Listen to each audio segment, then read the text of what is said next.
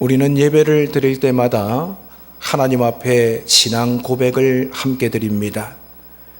그런데 이 세상에는 두 종류의 신앙 고백이 있습니다.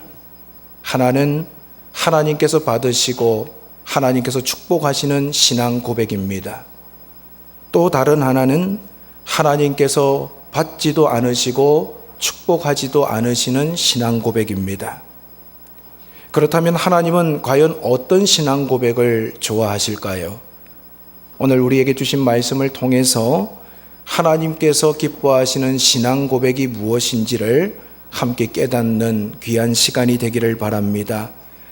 고려시대의 학자요 문신이었던 문익점 선생을 우리는 잘 압니다. 이 문익점 선생은 우리나라에 너무나도 귀한 씨를 가지고 들어오신 분입니다. 그 씨는 바로 목화씨지요. 그 목화씨 덕분에 우리 민족의 의복 문화가 획기적인 변화를 일으키게 되었습니다. 제가 초등학교 다닐 때에는 문익점 선생이 원나라에 사신으로 갔다가 돌아올 때 붓뚜껑에 목화씨 3개를 숨겨서 돌아왔다라고 배웠습니다.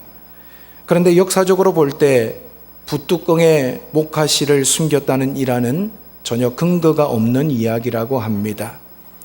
하지만 문익점 선생이 목화씨를 가지고 와서 그의 고향 경남 산청 땅에 처음 심었을 때 그 마음이 어땠을까?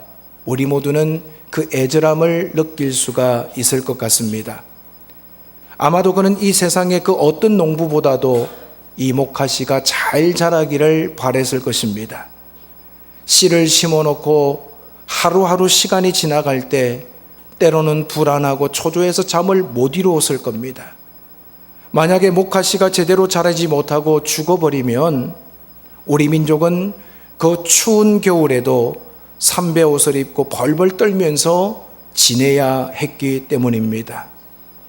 그런데 오늘 우리가 읽은 성경을 보면 문익점 선생처럼 도저히 잠을 이룰 수 없었던 농부들을 성경에서 만날 수 있습니다. 그들은 가나안 땅에 정착한 이스라엘 백성들입니다. 우리가 잘 아는 것처럼 이스라엘 백성들은 40년 동안 광야 생활을 했습니다. 생명이 없는 막막한 땅, 적막한 땅. 그럼에도 불구하고 40년 동안 이스라엘 백성들은 단 한 번도 무엇을 먹을까, 무엇을 마실까 걱정을 해본 적이 없었습니다. 왜냐하면 하나님께서 날마다 만나라는 음식을 넘치도록 공급해 주셨기 때문입니다. 그런데 그들이 마침내 꿈에도 그리던 약속의 땅, 가나안 땅에 들어왔습니다. 너무너무 기쁘고 이제는 우리가 떠돌아다니지 않고 여기서 정착해서 살 수 있겠구나라는 감격이 있었습니다. 그런데 전혀 예상치 못한 일이 일어났습니다. 여호수아서 4장에 보면 지난 40년 동안 그들에게 내렸던 만나가 더 이상 내리지를 않는 겁니다. 마치 잘 나오던 수돗물이 끊어지듯이 만나가 뚝 끊어져 버렸습니다. 이스라엘 백성들의 입장에서 얼마나 당황스러웠겠습니까? 그렇다고 해서 가나안 땅은 우리나라의 대형마트들처럼 먹을 것이 산더미처럼 쌓여 있는 지상낙원도 아니었습니다. 가나안 땅은 젖과 꿀이 흐르는 축복의 땅이 맞습니다. 하지만 아무것도 하지 않고 가만히 앉아서 입만 벌리고 있으면 굶어 죽을 수밖에 없는 땅이었습니다. 그래서 이스라엘 백성들은 주변에 살고 있는 이방 민족들을 둘러보기 시작합니다. 도대체 여기 살고 있는 사람들은 이 땅에서 어떻게 먹고 살고 있는지 궁금해지기 시작했습니다. 그런데 흥미롭게도 그들은 멀쩡한 땅을 파더니 땅 속에다가 씨앗을 뿌리는 겁니다. 그리고 거기에다가 열심히 물을 주고 거름을 주는 겁니다. 그리고 시간이 흘러서 풍성한 열매를 거두어 드리는 것을 이스라엘 백성들이 보게 됩니다. 한마디로 그 땅에 살고 있던 이방 민족들은 농사를 짓고 있었습니다. 그 농사를 통해서 이방 민족들은 보리와 밀을 거두어 드렸습니다. 그리고 포도와 무화과 나무, 석류와 같은 맛있는 과일들을 추수했습니다. 평생 동안 광야 생활만 했던 이스라엘 백성들의 눈에는 이 농사를 짓는 모습이 신기해 보였고 또 멋있어 보였을 거예요. 야, 저렇게 씨를 심고 시간이 지나서 저렇게 많은 열매를 거두어 드린다니 놀라운 일이야. 그들은 그것을 보면서 감격했을 것입니다. 그래서 우리도 이방 민족처럼 농사를 짓고 살자고 그들은 결심했습니다.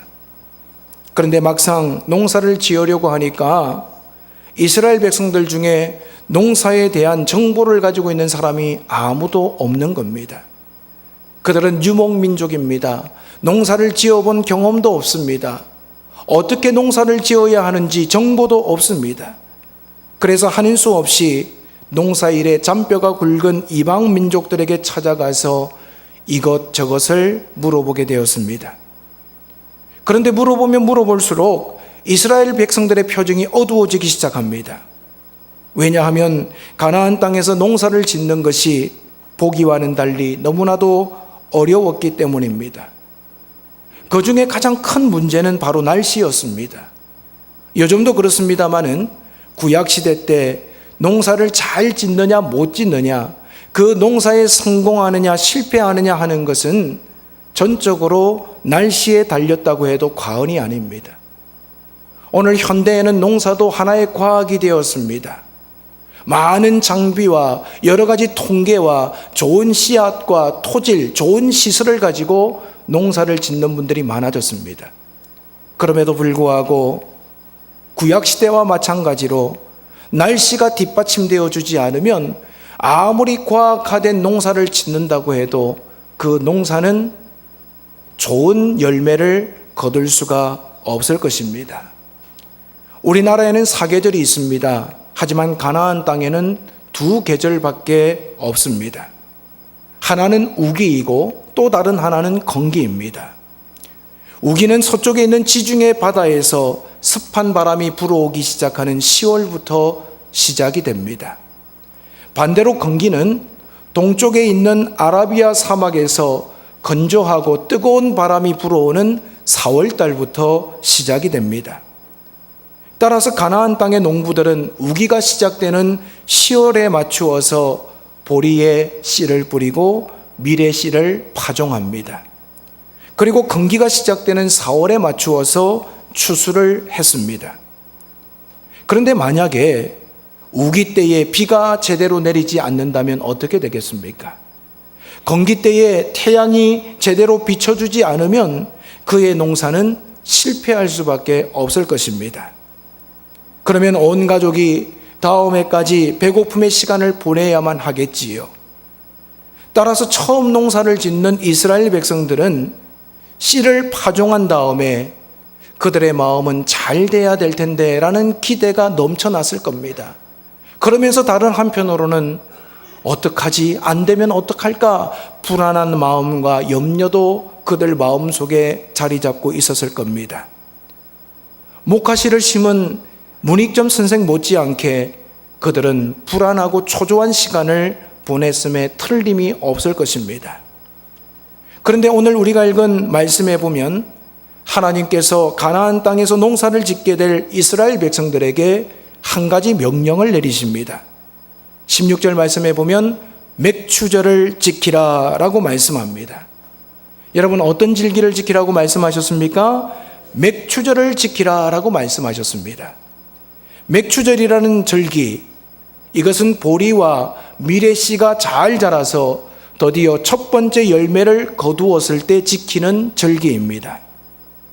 그래서 맥추절을 다른 말로 초실절이라고 부르기도 합니다. 그런데 신명기서 16장에 보면 이 맥추절을 칠칠절이라고 부르고 있습니다. 왜냐하면 맥추절을 지키는 기간 때문입니다. 하나님께서 지키라고 명한 성경의 3대 절기가 있습니다. 출애굽을 기념하는 유월절, 추수감사절과 같은 초막절, 이 두 가지 절기는 7일 동안 지키라고 명령하셨습니다. 그런데 맥추감사절을, 맥추절만은 7일을 7번씩 지키라고 했습니다. 즉 7 곱하기 7, 49일 동안 맥추절을 지키라라고 이스라엘 백성들에게 명령하셨다는 거예요. 그래서 칠칠절이라고 신명기서에는 부르고 있습니다. 그리고 이렇게 긴 기간 동안 매일같이 처음 익은 보리단을 하나님께 바칠 것을 명령하고 있습니다. 여러분, 우리가 첫 번째 월급을 탔을 때 그 돈 가지고 하고 싶은 일들이 얼마나 많습니까? 마찬가지로 이스라엘 백성들도 그토록 기다리던 첫 열매를 거두었을 때 하고 싶은 일들이 많았을 것입니다. 가장 먼저 이웃에게 빌린 양식도 갚아야 했을 겁니다. 가족끼리 함께 모여서 야, 이렇게 농사가 잘 지어졌네 기뻐하면서 축하 파티도 열고 싶었을 것입니다. 뿐만 아니라 다음의 농사를 위해서 씨를 종자로 보관해 두어야만 했습니다. 그런데 하나님께서는 그 첫 열매를 오직 하나님께 49일 동안 드리라고 명령하고 있습니다. 그렇다면 하나님은 왜 그토록 귀한 첫 열매를 오직 하나님께만 바치라고 말씀하실까요? 거기에는 이유가 있습니다. 이스라엘 백성들이 하나님께 바친 그 첫 열매를 통해서 그들의 신앙 고백을 듣기를 원하셨기 때문입니다. 하나님은 이스라엘 백성들에게 어떤 신앙 고백을 듣기를 원하셨을까요? 다 하나님의 은혜입니다 라는 이 신앙 고백을 이스라엘 백성들로 하여금 듣기를 원하셨습니다. 여러분, 우리가 씨를 뿌릴 때에 이른 비를 적당하게 내려주신 분이 하나님이십니다. 그 씨가 잘 자랄 수 있도록 늦은 비를 적당하게 내려주시는 분도 하나님이십니다. 그리고 이삭들이 영걸 수 있도록 사막에서 뜨거운 바람을 불어주시는 분도 하나님이십니다. 그 하나님은 순간순간마다 하나님의 자녀된 이스라엘 백성들을 복주기를 원하셨습니다. 우리가 잠자고 있는 동안에도, 우리가 기대하고 우리가 걱정하고 있는 동안에도 하나님은 졸지도 아니하시고 주무시지도 아니하시면서 이스라엘 백성들에게 복에 복을 더하시려고 역사하셨습니다. 그 하나님은 앞으로도 남은 추수가 하나님이 풍성하게 거두게 해주실 것입니다 라는 이 믿음의 고백, 이 신앙의 고백을 이스라엘 백성들로부터 듣기를 원하셨습니다. 실제로 이스라엘 백성들이 맥추절을 지키면서 이러한 신앙 고백을 했을 때 하나님께서 그들의 믿음대로 창고가 차고 넘치는 복을 허락해 주셨습니다. 그런데 안타깝게도 이스라엘 백성들은 항상 첫 열매를 하나님께 드리지 못했습니다.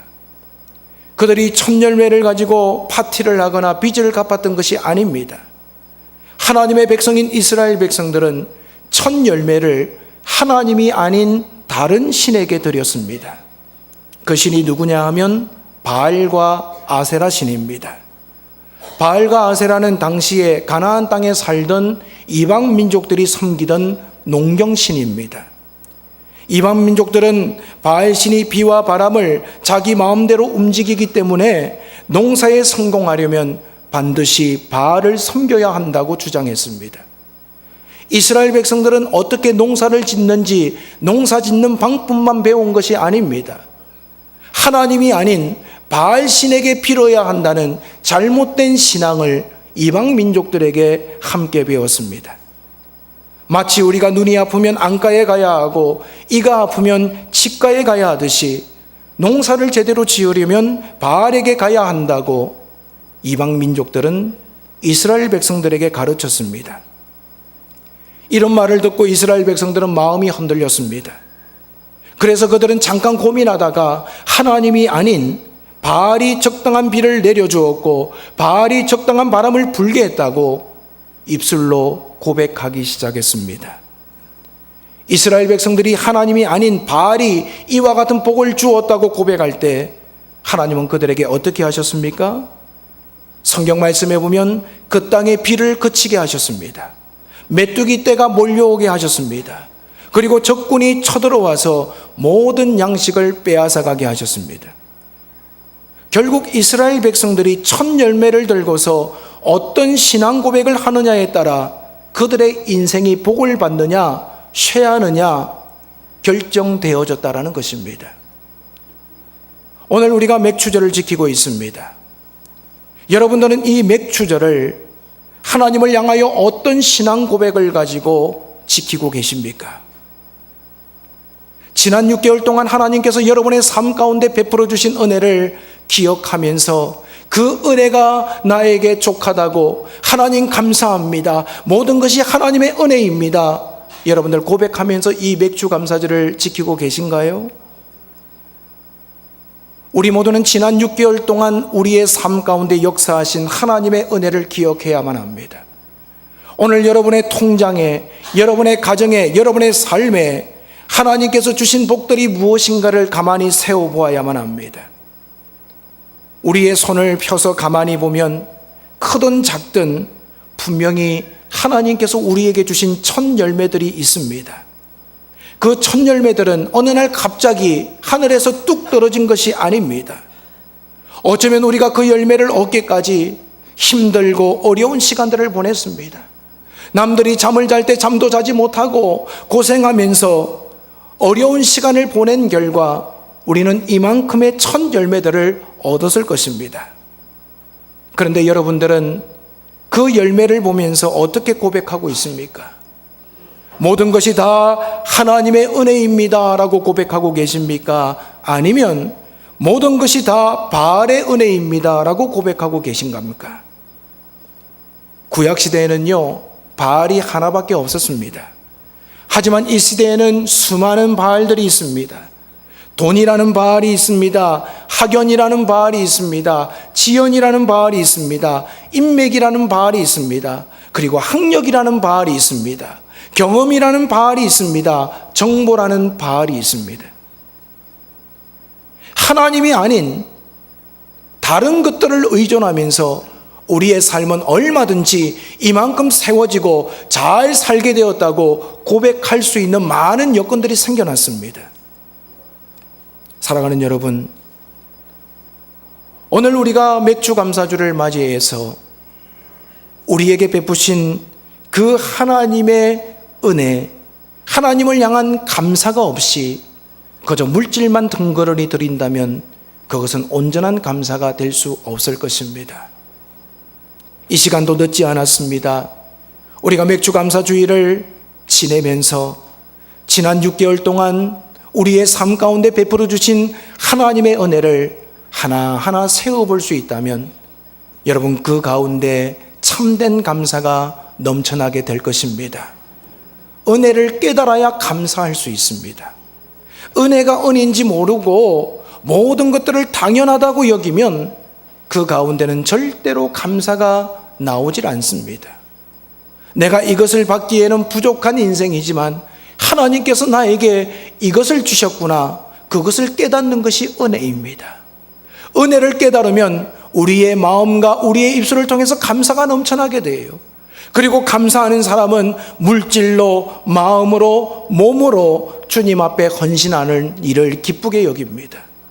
여러분, 은혜가 없으면 감사가 없습니다. 감사가 없으면 헌신도 없고 물질의 드림도 없습니다. 결국 우리는 내가 어떤 신앙 고백을 가지고 살아가느냐에 따라서 하나님 앞에서 복받는 아름다운 구조로 살아갈 수도 있고 하나님의 복으로부터 멀어지는 악순환의 구조로 살아갈 수도 있다는 것입니다. 그런 의미에서 맥주 감사주일은 혹 우리가 당연하게 여기고 살았던 우리의 삶, 우리에게 복을 부어주신 그 하나님의 은혜를 깨닫는 귀한 계기요, 또 다른 출발점이 되어야 할 것입니다. 사랑하는 여러분, 오늘 여러분들은 얼마나 하나님 앞에 감사하면서 살아가고 계십니까? 빛바랜 감사, 그저 입으로만 습관에 묻어있는 감사가 아니라 정말 지난 6개월 동안 우리에게 생명을 주시고 건강 지켜주시고 자녀들, 또 사업과 직장, 삶의 모든 일구수일투족을 하나님의 손으로 이끌어주신 그 은혜로 인하여 모든 것이 하나님의 은혜입니다, 감사합니다 고백하는 그 고백이 저와 여러분의 삶 가운데 임하기를 바랍니다. 여러분, 우리의 힘으로 할 수 있는 것은 그렇게 많지 않은 것 같습니다. 보이지 않는 손으로 하나님께서 덮어주시고 보호해 주시지 않으시면 우리 인생은 세워졌다고 생각할지 모르지만 금방 넘어질 수밖에 없는 인생입니다.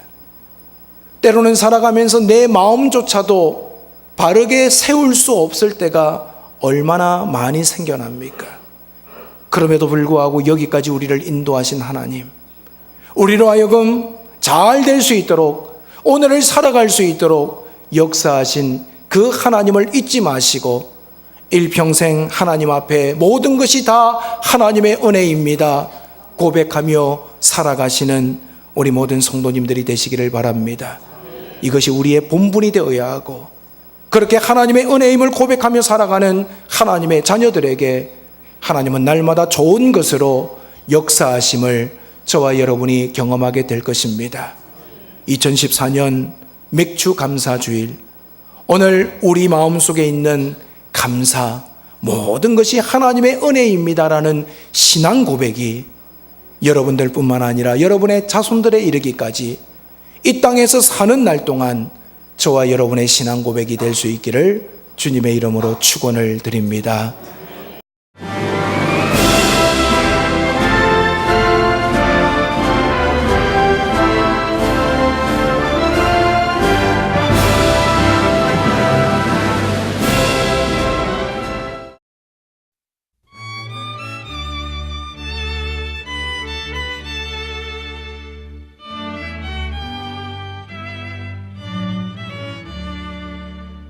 예수로 나의 구주 삼고 성령과 피로써 거듭나니 이 세상에서 내 영혼이 하늘의 영광 누리도다.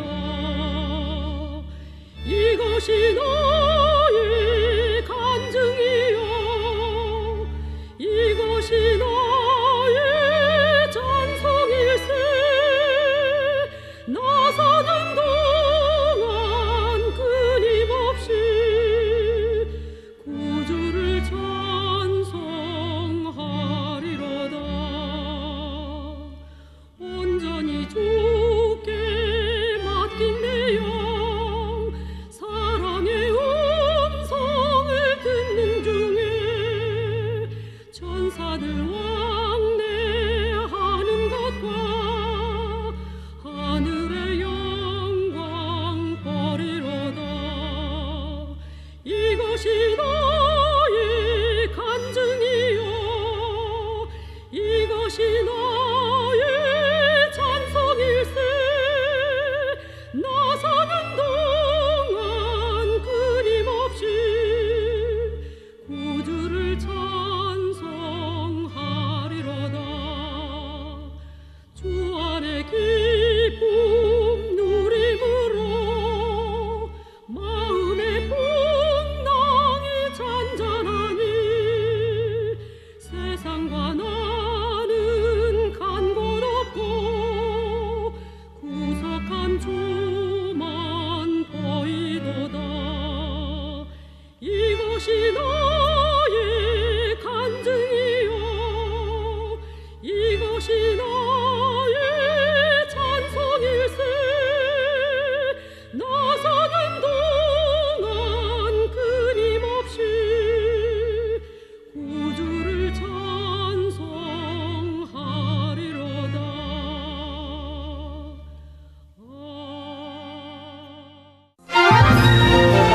국내 최고 수준의 제15회 CBS 전국 청소년 음악 콩쿠르가 8월 30일 교육문화의 도시 청주에서 열립니다.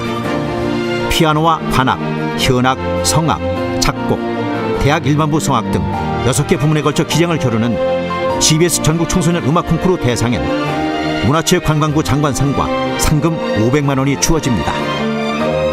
제15회 CBS 전국 청소년 음악 콩쿠르, 자세한 내용은 CBS 홈페이지를 참고하시기 바랍니다. 청소년 여러분의 많은 참여 바랍니다.